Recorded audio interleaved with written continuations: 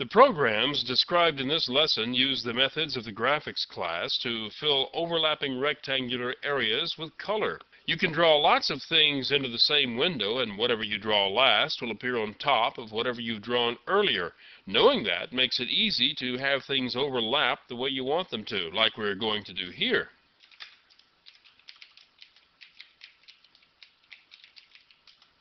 This program is named Fill Squares. It's a frame that loads and displays a canvas component, which is named F-squares.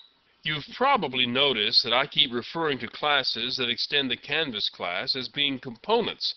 That's because the canvas class extends the component class, and there are lots of components in Java. There are things like menus and push buttons and scroll bars and all sorts of displayable objects, and canvas is one of them. The F-squares class extends the canvas class. The constructor sets the size of the window to 200 by 200 pixels and sets the default background color to something other than white. Notice that the paint method uses the method FillRect 3 times to render 3 color-filled squares in the window. A new color object is stored in the graphics object just before each square is filled, so each one is filled with a different color. Here's what happens when you compile and run the program. Oh, wait, before I do that, notice that this class is named F-squares instead of just squares like I named the one in the previous lesson.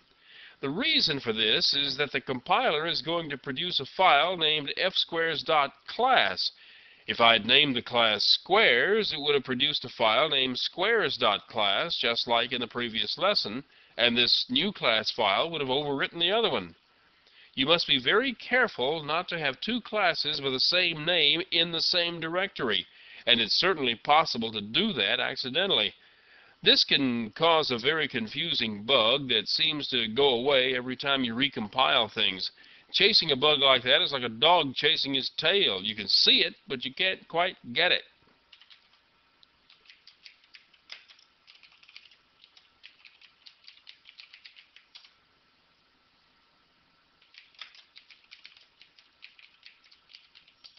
Each square painted in the window is smaller than the one that was painted before it, so the smaller squares come out on top. The color selection could probably have been better, but I don't have any taste, so it doesn't matter to me.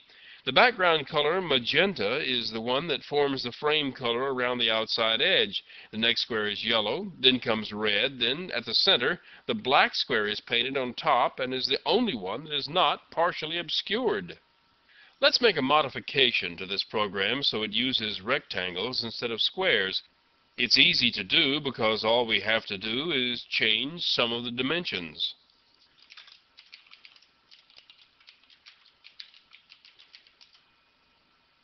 To keep it simple, I just added 100 to the height of everything. The window is 100 pixels taller, and each of the rectangles is 100 pixels taller than it was when it was a square. Other than that, everything was left exactly the same. When you compile and run it, it looks like this.